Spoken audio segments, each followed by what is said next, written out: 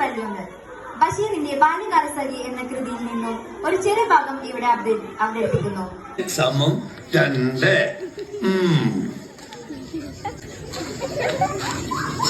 കണക്ക് ശാസ്ത്രത്തില് നീ ഒരു പുതിയ തത്വം കണ്ടുപിടിച്ചല്ലേടാ കേരളം വെച്ചാല്.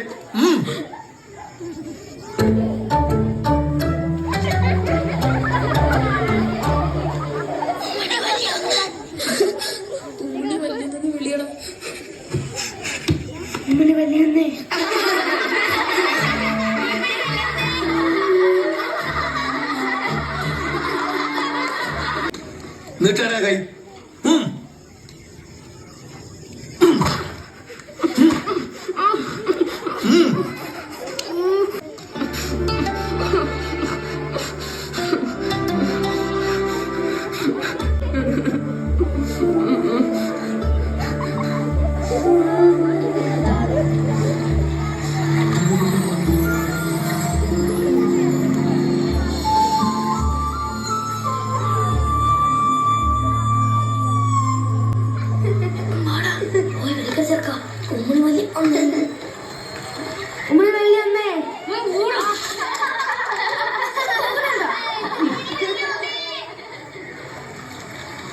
ഒന്നും രണ്ടാന്ന് ആർക്കാ അറിയാത്തെ?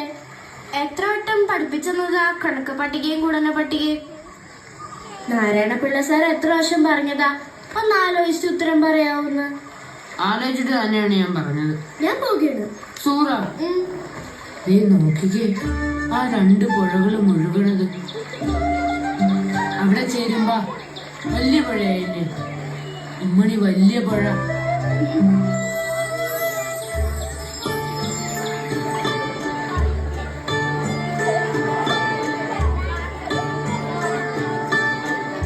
ശരിയാ, പോകാം. ഏതാണ്ടുണ്ട്. എന്താന്ന് പറ നീ. എന്റെ കണക്കൊന്നും ശരിയാവണല്ലോ ഉമ്മ. ഒക്കെ ശരിയാക്കാം. എന്റെ മകൻ സമാധാനപ്പെട. പടച്ചോനോട് തേട്. റബ്ബുലാലമീന് ഒരുത്തരുടെ അപേക്ഷ തള്ളിക്കളയാൻ പറ്റുകയില്ല മകനെ.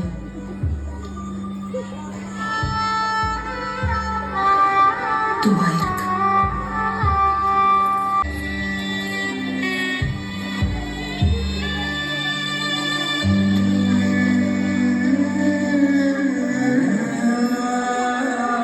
റബ്ബേ, എന്റെ കണക്കൊക്കെ ശരിയാക്കി തന്നെ.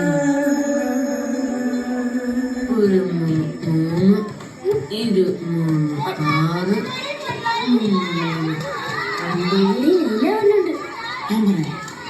ഞാൻ പറയാം. ഇത് കൊടുത്തു.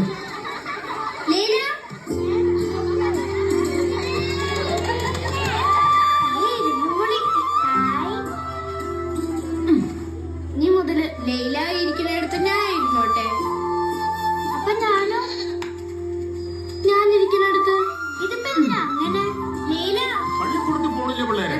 ഇവിടെ ഇങ്ങനെ ചുറ്റിക്കറങ്ങി നടക്കാതെ നാലക്ഷരം പഠിക്കാൻ നോക്ക്. നിനക്കറിയാലോ മജീദിനെ കണക്ക് സാറിന്റെ എന്നും തള്ളി കിട്ടുമെന്ന്.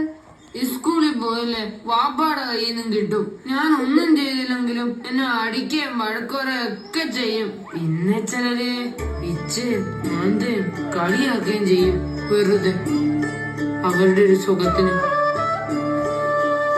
ഇനി ഞാൻ ചത്തുപോകുമ്പോ അവരൊക്കെ പറയുമായിരിക്കും, ആ പാവം മജീദുണ്ടായിരുന്നെങ്കിൽ ഒന്ന് പിച്ചെങ്കിലും ചെയ്യാന്നെന്ന്. മാറിയിരുന്നേക്കില്ല, തല്ല് കിട്ടുമായിരിക്കാനല്ലേ. നാളെ അല്ല ചെനച്ച മോട്ടമ്മ കൊണ്ടുവരാം. സുഹറ, മണിയടിക്കാറായി. ലൈല മാറിയിരിക്കുന്നില്ലെങ്കിൽ ആ ഇരുമ്പുള്ളി എനിക്ക് തന്നേര്. അല്ലോ, ഞാനത് തിന്നും പോയി. മാറിയിരുന്നേരില്ല.